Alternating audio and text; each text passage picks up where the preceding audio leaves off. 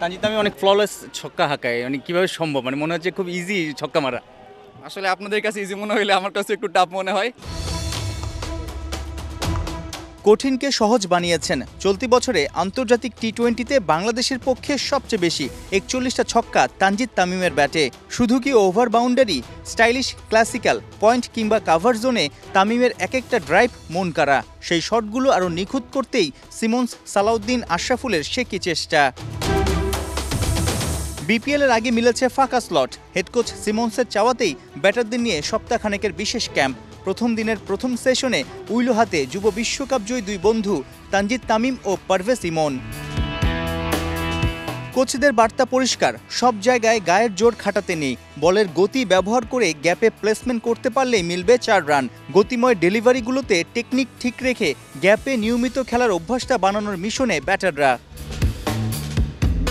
মেশিনে বলের গতি ছিল ঘন্টায় ৮০ থেকে ৮৫ মাইল। কনক্রিটের স্ল্যাবে ইভেন বাউন্স। তামিম ইমনদের off drive, cover drive, square drive খুব মনোযোগ দিয়ে দেখেছেন ৩ ওস্তাদ। শুধু কি তাই, সিনিয়র সহকারী কোচ সালাউদ্দিন নানা অ্যাঙ্গেল থেকে ভিডিও করেছেন। পরবর্তীতে অন্য কোচ ও ব্যাটারদের সামনে সেই ভুলগুলো তুলে ধরেছেন। ভুল কিংবা দুর্বল টেকনিক সবল করার জন্যই তো এই বিশেষ ক্যাম্প। অনেক সময় হয়তো আমরা ভালো শট খেলি কিন্তু হয়তো ওগুলো হাতে চলে যায়, কীভাবে গ্যাপে মারতে হয়, কীভাবে বল ইউজ করতে হয়, পেসটা ইউজ করতে হয়। এবং আরেকটু যদি নিজেকে আরেকটু ডেভেলপ করতে পারে যে হয়তো কম রিস্ক নিয়ে কীভাবে আসলে বাউন্ডারি আদায় করা যায় এবং কীভাবে আসলে সিঙ্গেলসে ডেভেলপও করা যায়, সেগুলো নিয়ে আসলে কাজ করব। কারণ যে কয়টা দিন সময় পেয়েছি, হয়তো যতটুকু পারা যায় স্কিলে যদি ডেভেলপ করতে, সেটা যদি তারা বিপিএলে অ্যাপ্লাই করতে পারে, সেটা আমাদের জন্য স্যাটিসফাই হবে এবং হয়তো ওয়ার্ল্ড কাপেও আমাদের কাজে লাগবে। এই মুহূর্তটাও আলাদাভাবে নজর টানে। তামিম এবং ইমন দুজন দুজনের ব্যাটিং সম্পর্কে, ভালো মন্দ টেকনিক সম্পর্কে কথা বলার সুযোগ করে দিয়েছেন হেড কোচ ফিল সিমন্স। অর্থাৎ নিজেরাও যেন নিজেদের উন্নতিতে মাথা খাটায়। ম্যাচে ২২ গজে নন স্ট্রাইকে থাকা পার্টনারই তো ব্যাটারদের বড় কোচ। তারা যত ভালো ডিসিশন নেবে, তারা যত ম্যাচিউরড হবে, তাদের গেম সেন্স যত ভালো হবে, তত তারা ভালো অ্যাপ্লাই করতে পারে। তো এটাও এক ধরনের মেথড যে আসলে কীভাবে নিজেরাই নিজেদের কোচিং করাবে, একজন আরেকজনেরটা বলবে, টিমের ভিতরে কথা হবে, টিমের স্ট্র্যাটেজিতে তারা কথা বলবে।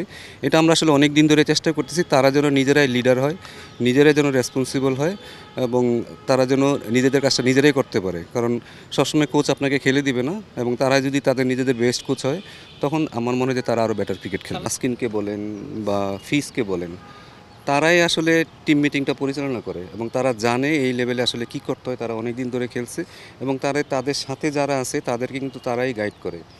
সো এটাই হচ্ছে আসলে একটা ভালো টিমের লক্ষণ, যে আসলে একটা প্লেয়ারকে আরেকটা প্লেয়ারকে সামনের দিকে আগানোর জন্য চেষ্টা করতেছে। তো ওই কালচারটা আমরা বিল্ড করার চেষ্টা করতেছি। ক্রিকেটের আকাশে ওরা ডানা মেলে উঠতে চায়। তামিম, ইমন, সাইফদের ছুটে চলার পথ যেন মসৃণ হয়, আরও সাফল্য মণ্ডিত হয়। সে কারণেই জাতীয় দলের কোচদের এমন উদ্যোগ। বিশেষ ক্যাম্পে ব্যাটিংটা আরও বিশেষ করতেই সবার প্রাণপণ চেষ্টা। সাইফুল রূপক, ৭১।